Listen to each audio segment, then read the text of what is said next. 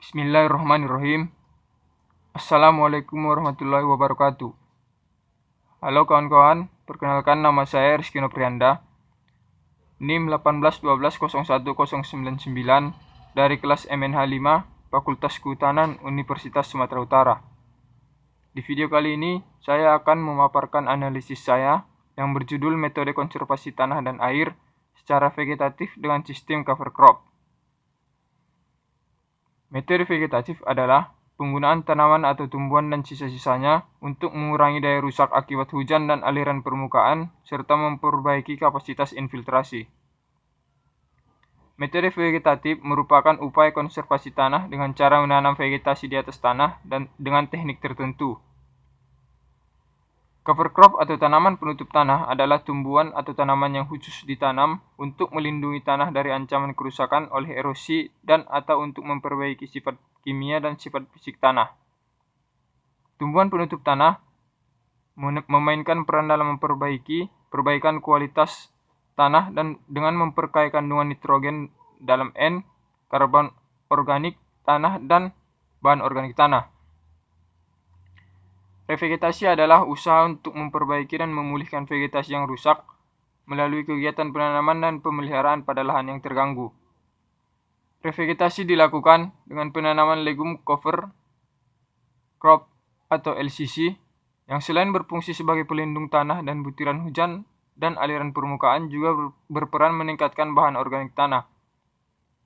Pemilihan jenis LCC hendaknya memperhatikan kemampuan dalam beradaptasi pada lingkungan bekas tambang timah, menutup permukaan tanah, serta menghasilkan biomasa. Selain jenis yang tepat, pola tanam dan dukungan mikroorganisme tanah diharapkan dapat meningkatkan pertumbuhan LCC. Pada jurnal yang saya temukan, didapatkan metode menguji cobakan penanaman dua jenis LCC, yaitu Calopogium mucunoides dan Pueraria javanica yang dikombinasikan dengan aplikasi mycorrhiza dan Rhizobium dengan dua macam pola tanaman. Metodologinya yaitu melakukan revegetasi dan pengamatan. Penanaman dilakukan dengan membuat lubang tanam sesuai pola dengan ukuran lubang berkisar sekitar 15 x 15 x 15 cm. Pengamatan dilakukan 6 bulan setelah penanaman, meliputi kemampuan hidup, luas penutupan tajuk, dan biomasa berat kering. Faktor tunggal jenis tanaman, pola tanam, dan mikroorganisme yang diaplikasikan tidak berpengaruh nyata terhadap kemampuan hidup. Sedangkan pola penutupan tanah dan biomasa faktor tunggal jenis dan pola tanam memberikan pengaruh nyata. Pengamatan di lapangan pada umur 6 bulan setelah tanam menunjukkan kemampuan hidup LCC dapat mencapai 100% pada beberapa kombinasi perlakuan.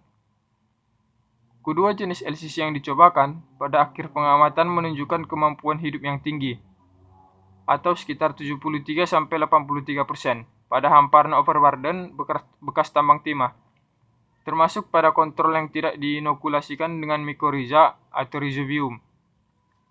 Pueraria javanica termasuk LCC berumur panjang yang mampu beradaptasi pada tanah tidak subur dan masa miskin hara dengan pH 3,5-5,5 atau pada tanah tergenang. Semua jenis Pueraria javanica memiliki kemampuan menutup permukaan tanah yang lebih cepat dibandingkan Calopogium mucunoides. Hal ini dikarenakan Pueraria javanica memiliki perakaran yang lebih intensif, percabangan yang banyak, dan mempunyai batang stolon dapat mengeluarkan akar dari tiap ruas batang yang bersinggungan dengan tanah.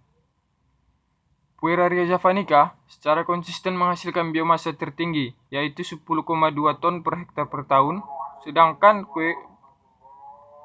Calopogium mucunoides hanya menghasilkan 3,8 ton per hektar per tahun.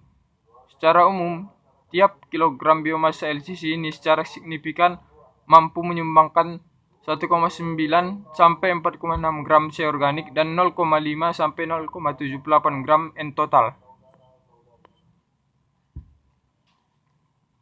Selain kemampuan LCC menyumbangkan bahan organik tanah melalui produksi serasahnya, tanaman ini juga memiliki potensi besar dalam menyediakan pakan ternak dan menekan pertumbuhan gulma. Analisis saya ini berasal dari Narendra B.H. dan Pratiwi 2014, pertumbuhan cover crop pada lahan overburden